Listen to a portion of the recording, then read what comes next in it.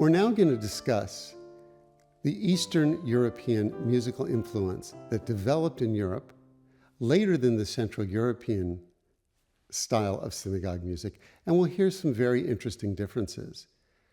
Where in the Central European tradition there was a regular rhythm, the Eastern European tradition has sort of a flow of chant, a flow of the music moving not necessarily in a regular rhythm, but just moving to the pace of the way that the words are recited.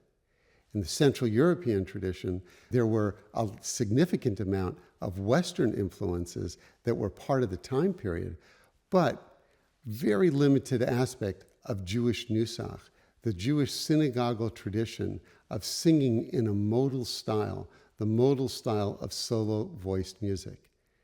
The Eastern European synagogue is really built on those sounds of nusach, the sounds of different prayer modes that are part of that chant and flow of the service. It exists with chanting psalms, but also with the text of the liturgy as one prays. The first person's music that we can look to for this is the music of Solomon Weintraub.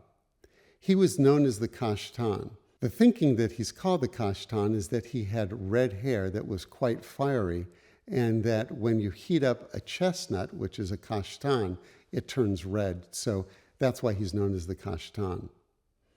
Solomon Weintraub's son, Hirsch Weintraub, notated his father's music.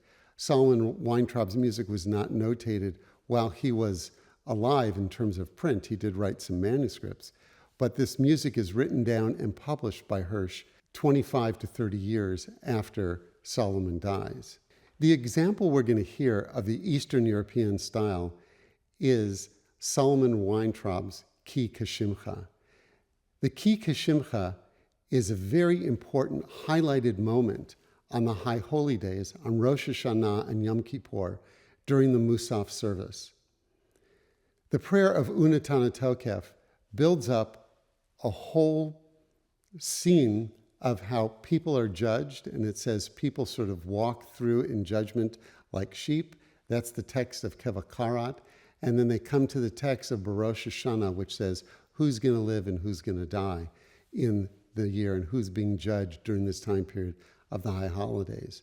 Then we get to a text after Barosh Hashanah called Ki Kashimcha.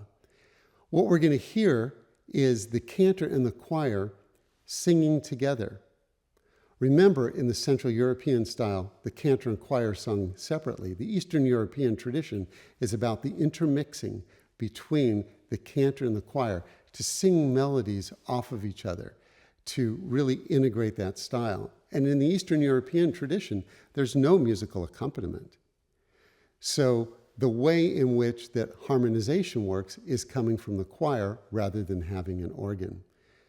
As you hear the Ki Kashimcha, listen to the vocal embellishment, listen to the flow of this, not necessarily in a steady meter that you can count a rhythm to, but it flows with the text, and how it's using different affectations, different styles in Eastern Europe of very interesting embellishments that are really different from the Central European synagogue.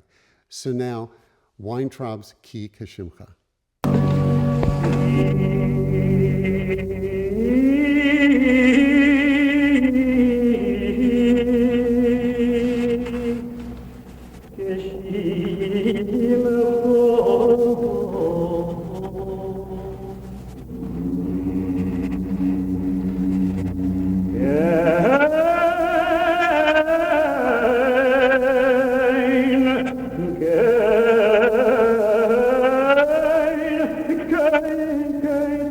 Lord.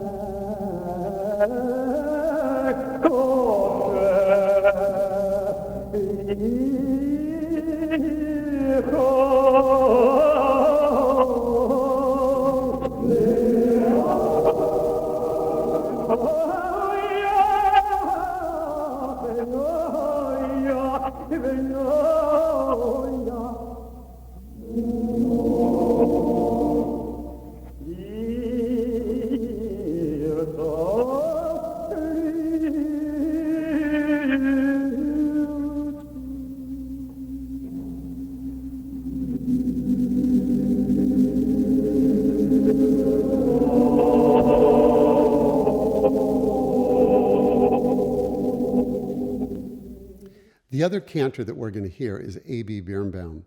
He, like Weintraub, worked in the Eastern European tradition, taking very traditional melodies, but trying to stylize them in a harmony. Now we'll hear the Barosh Hashanah of A.B. Birnbaum, and again, listen to that flow of the text without a steady rhythm, the use of cantorial affectations, and how the cantor and choir play off of each other as this melody unfolds.